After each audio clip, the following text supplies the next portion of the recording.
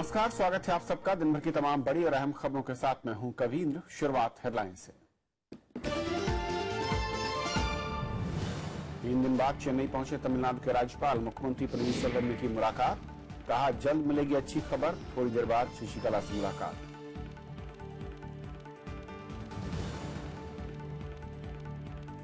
उत्तर प्रदेश में पहले दौर का प्रचार पूरा, आखिरी दिन सभी दलों ने झोंकी ताकत। शनिवार को 73 सीटों पर मतदान।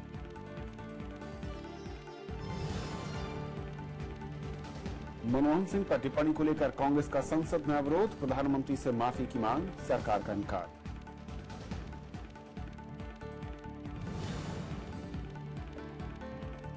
खाद्य सुरक्षा कानून के नियमों में बदलाव। सस्ते अनाज के लिए आधार होगा अनिवार्य। 30 जून तक का समय।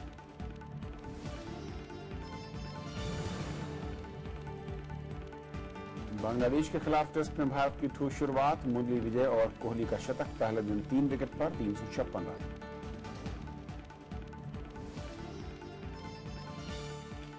और आइए देखते हैं पहली खबर।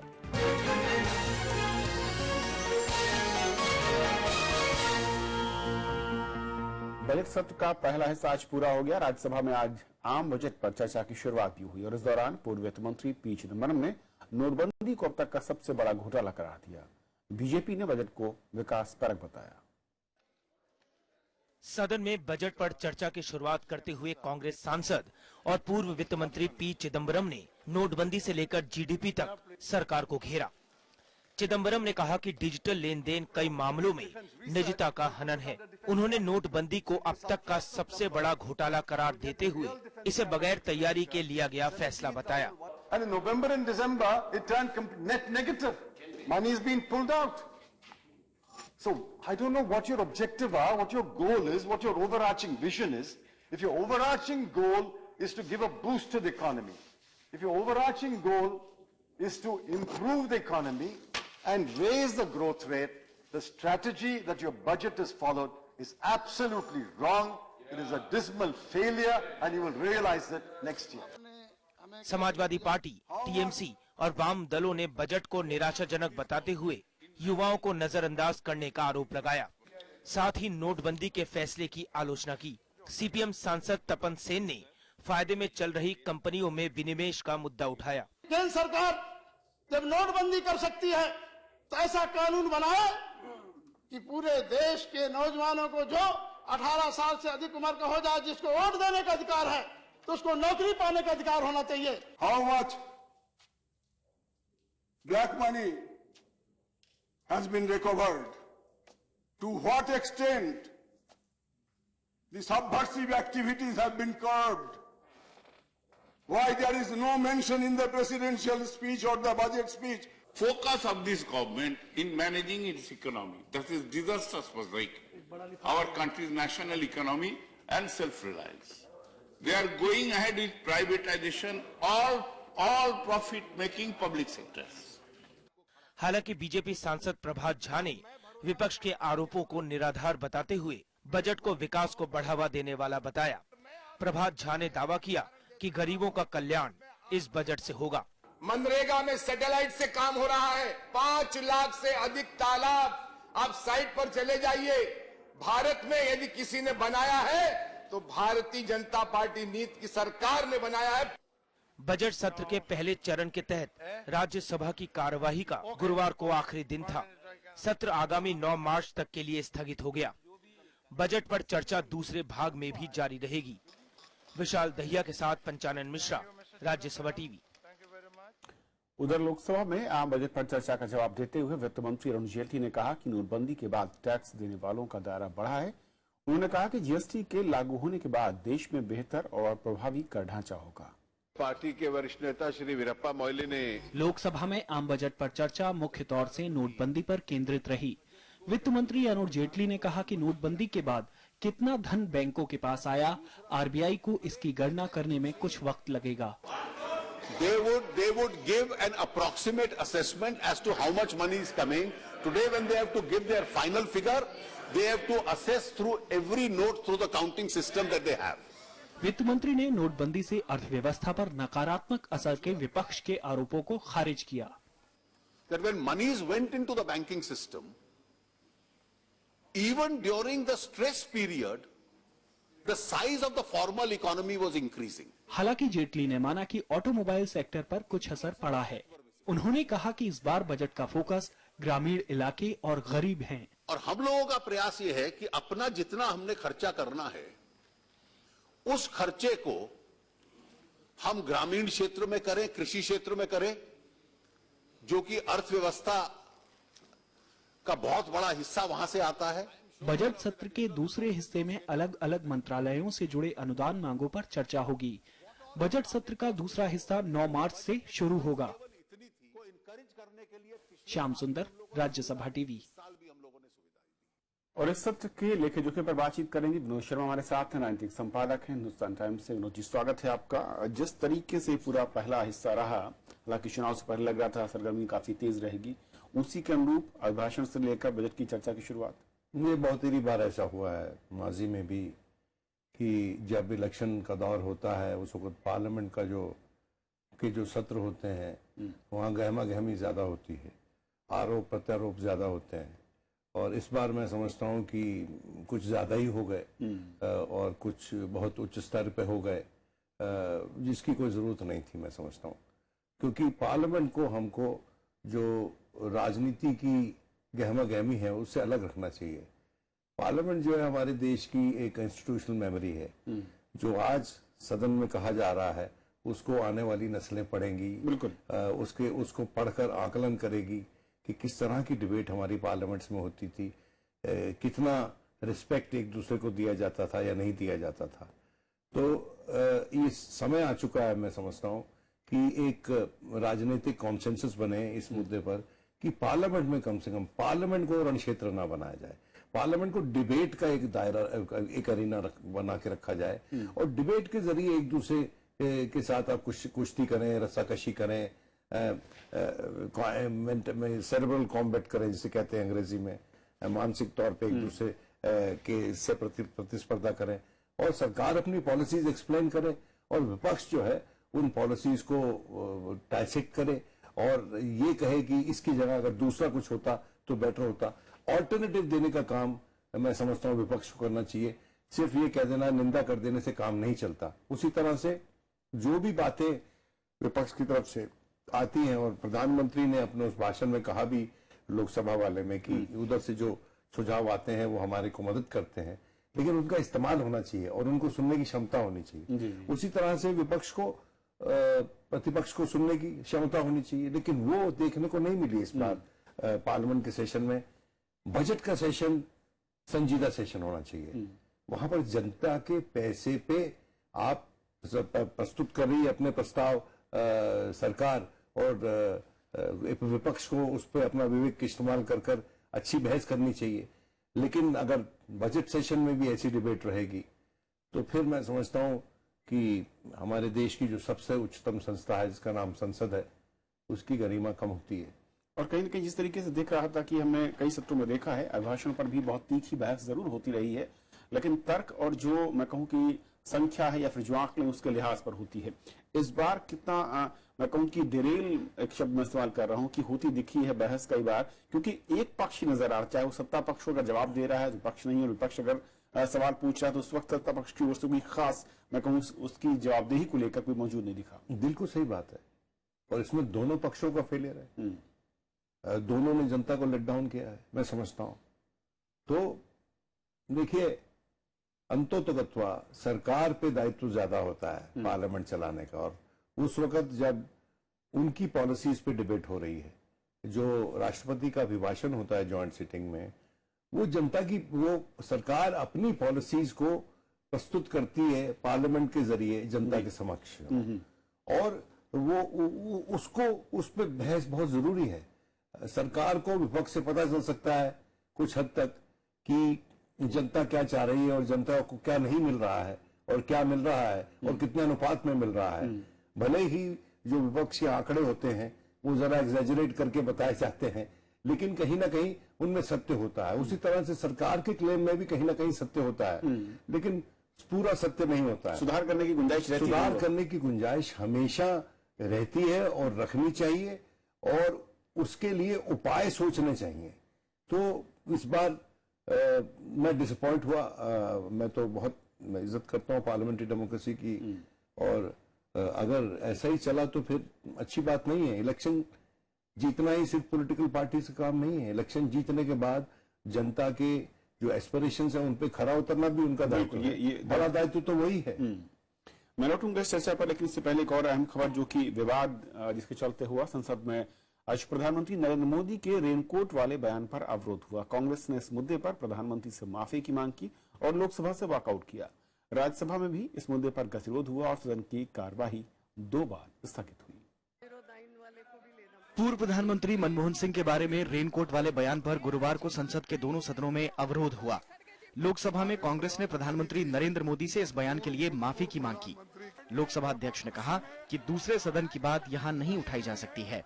हमारे प्रधानमंत्री जी भूतपूर्व प्रधानमंत्री के ऊपर नहीं, वो जो उन्होंने कमेंट किया है, कमेंट किया है, ये पार्लियामेंट्री डेमोक्रेसी में राज्यसभा की बात ठीक नहीं है। और एक प्राइम मिनिस्टर ऐसी भाषाएं यूज करते हैं दूसरों। कांग्रेस सांसदों ने अध्यक्ष के आसन के समीप आकर नारेबाजी की और सदन से वॉकआउट किया। आई एम सॉरी, खड़गे जी बात सुनिए। ये अच्छी बात नहीं है। No uncivilized and then barbaric language they use. If there is something unparliamentary, the chair will take care of it every day. My point is the words spoken by them. Let them take back all these words. Apologize to the parliament. Apologize to the nation for insulting a prime minister who is elected by the people. Rajya Sabha में भी प्रधानमंत्री नरेंद्र मोदी की इंदिरा गांधी और मनमोहन सिंह पर की गई टिप्पणियों को लेकर अवरोध हुआ। He insulted the memory of Indira Gandhi, martyred Prime Minister of India. He referred to a book written by an executive assistant, did not even authenticate and place it here. CPM और JDU ने प्रधानमंत्री से स्पष्टीकरण पूछने नहीं देने का मामला उठाया। सीताराम येचुरी ने नियम 267 के तहत नोटिस भी दिया था। And that was, I was not permitted then to raise that point, and it's a complete distortion of the facts of what my party stands for. जब इधर से विरोध हुआ कि नहीं, प्रधानमंत्री जी के बोलने के बाद अब समापन हो गया, अब नहीं बोलना चाहिए, सभापति जी ने इन्हें रिमाइंड किया। उन्होंने कहा था आप बाद में बोलिए। Under Rule 18, and that's the rule they wanted me to cite, the government has a right to reply.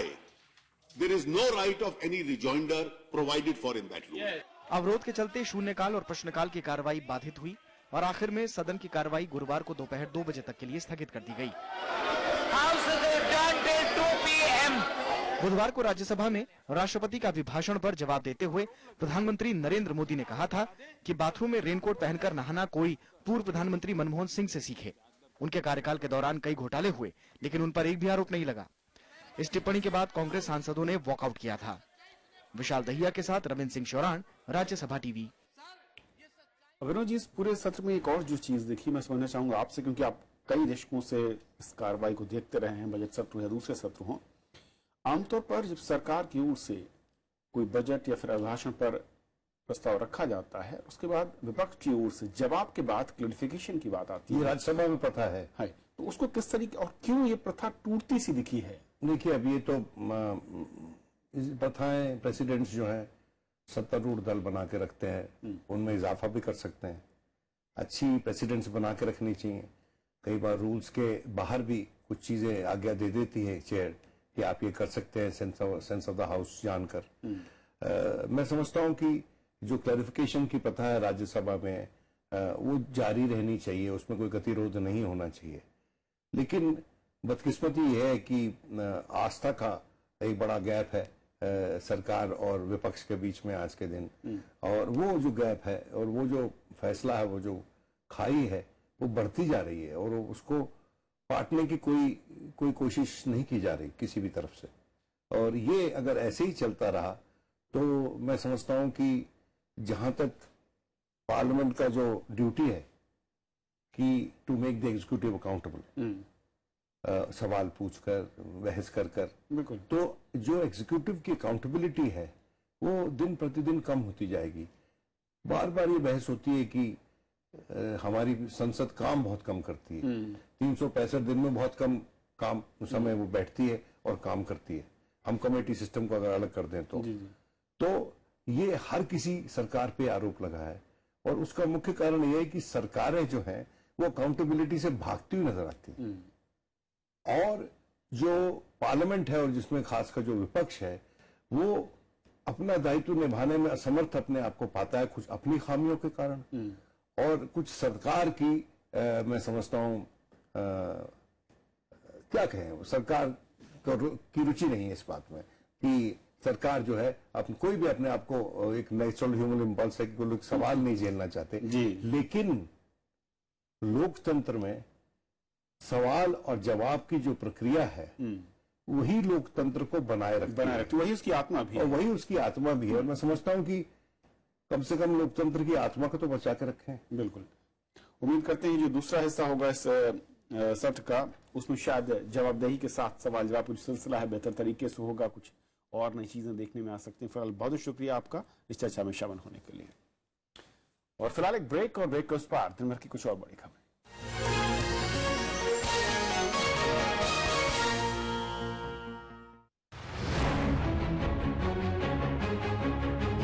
5 राज्यों में चुनाव का धुआंधार प्रचार। किसकी होगी जीत? किसको मिलेगी हार? कौन होगा विपक्ष में?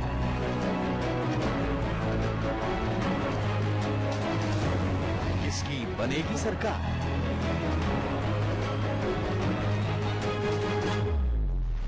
देखिए राज्यसभा टेलीविजन पर पल पल की खबर, लोकतंत्र 2017।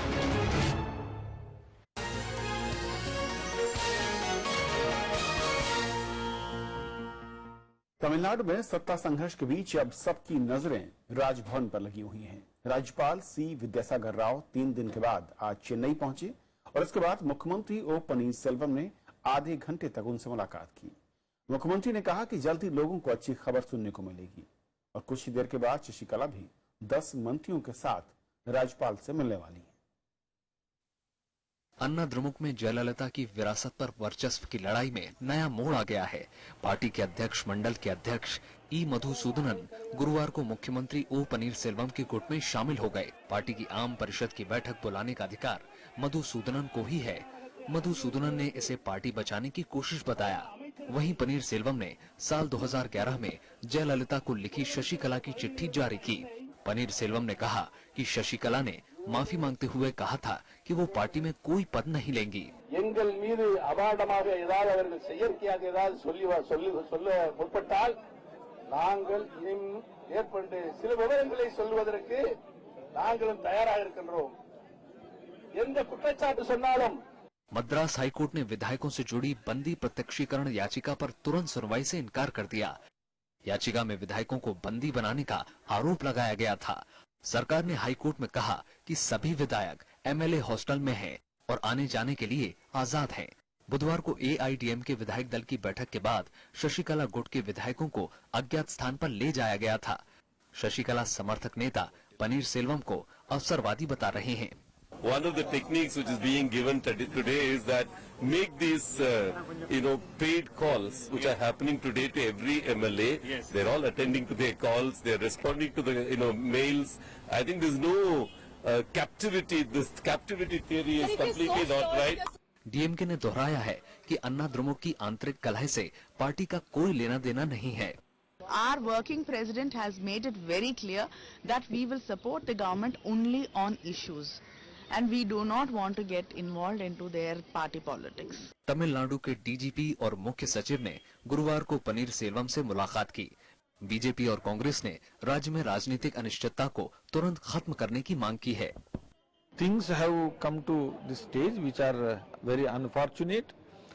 Within 2 months, again and again changing the leadership and all these things which could have been avoided. We want things to be resolved soon. जिस भी व्यक्ति को एमएलएस का समर्थन प्राप्त है उसको गवर्नर को इनवाइट करना जरूरी है। ये संविधान की मर्यादा है। पूर्व राज्यपाल और पूर्व कानून मंत्री हंसराज भारद्वाज ने कहा कि राज्यपाल को तुरंत संवैधानिक जरूरत पूरी करनी चाहिए। जो गवर्नर को लिखित रूप में एडीएम के पार्टी दे दे, उसको मान के और मुख्यमंत्री की ओथ करा दें और उनको कहो कि आप 7 दिन में यू फेस द फ्लोर। संसद में भी गुरुवार को तमिलनाडु के राजनीतिक संकट की गूंज सुनाई दी। राज्यसभा में अन्ना द्रमुक सांसदों ने वी.के. शशिकला को तुरंत शपथ दिलाने की मांग की। लोकसभा में भी ये मुद्दा उठाने की कोशिश की गई, लेकिन स्पीकर ने इसकी अनुमति नहीं दी।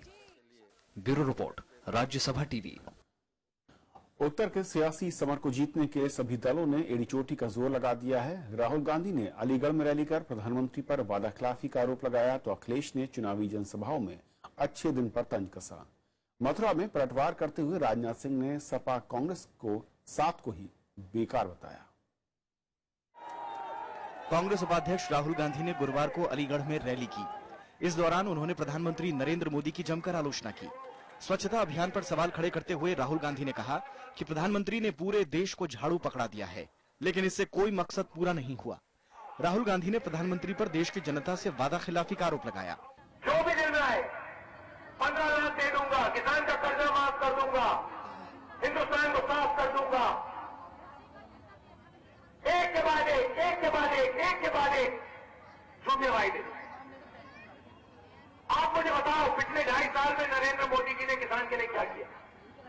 उधर अखिलेश यादव ने मथुरा, हाथरस, फिरोजाबाद और आगरा में कई जगह पर चुनावी जनसभाएं की। अखिलेश ने प्रधानमंत्री के अच्छे दिन पर तंज कसा।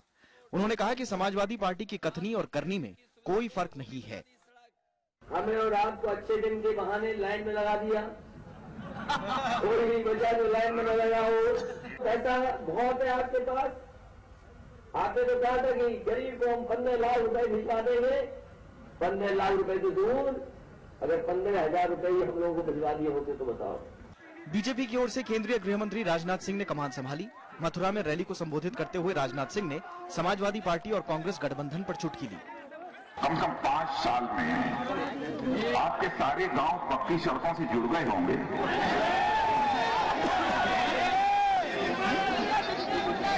पानी ठीक तरीके से सबको मिल रहा होगा। उत्तर प्रदेश में गुरुवार को पहले दौर के मतदान के लिए चुनाव प्रचार थम गया। पहले दौर में 15 जिलों की 73 सीटों पर वोटिंग होनी है। Bureau report, Rajya Sabha TV. Uttarakhand में मतदान से अब 1 हफ्ते से भी कम का वक्त बचा है और कांग्रेस बीजेपी के साथ ही बीएसपी के दिग्गज नेता भी जनता को रिझाने के लिए ताबड़तोड़ रैलियों में जुटे हैं। कांग्रेस उपाध्यक्ष राहुल गांधी ने अल्मोड़ा और उधम सिंह नगर में जनसभाएं की, तो बीजेपी अध्यक्ष अमित शाह ने भी बागेश्वर और काशीपुर के साथ टिहरी में रैली की। वहीं बीएसपी प्रमुख मायावती ने हरिद्वार के लक्सर में चुनावी सभा की।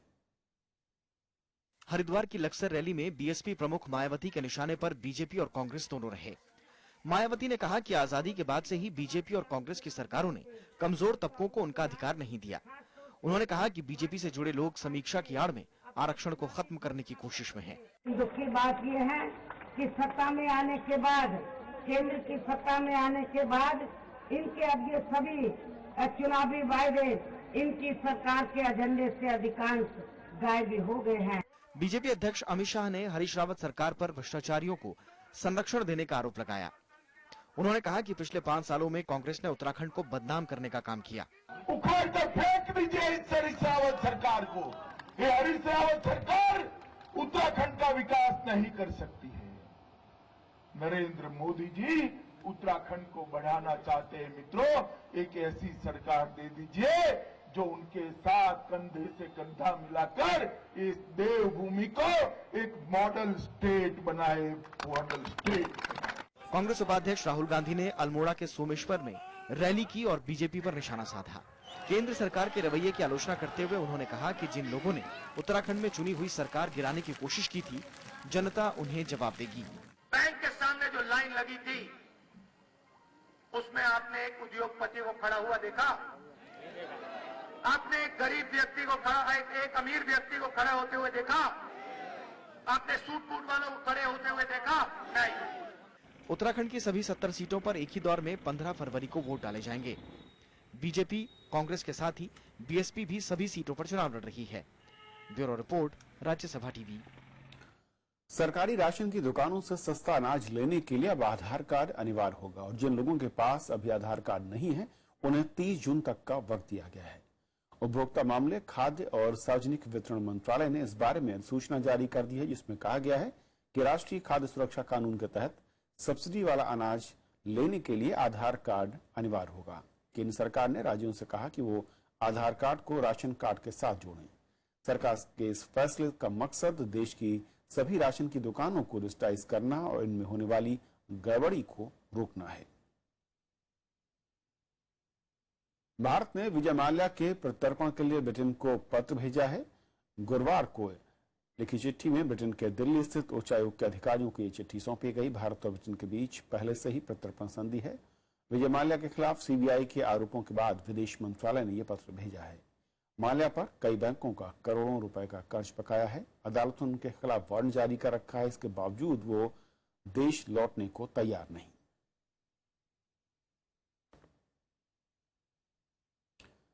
मुरली विजय और कप्तान कोहली के शानदार शतक के चलते भारत ने हैदराबाद टेस्ट मैच के पहले दिन 3 विकेट के नुकसान पर 356 रन बना लिए। टॉस जीतकर भारत ने पहले बल्लेबाजी का फैसला किया। मैच की चौथी गेंद पर बांग्लादेश के गेंदबाज तस्कीम अहमद ने सलामी बल्लेबाज लोकेश राहुल को बोल्ड कर दिया और उसके बाद मुरली विजय और पुजारा के बीच दूसरे विकेट के लिए 178 रनों की साझेदारी हुई। पुजारा ने 83 रनों की पारी खेली। 177 गेंदों का सामना करते हुए उन्होंने 9 चौके लगाए। इसके बाद मुरली विजय का साथ देने कप्तान कोहली आए। भारत ने 4 तक 2 विकेट पर 206 रन बनाए थे। आखिरी शतक से पहले मुरली विजय ने शतक पूरा किया और यह उनका 9वां शतक है। तो इस बुलेटिन में फिलहाल इतना ही। नमस्कार।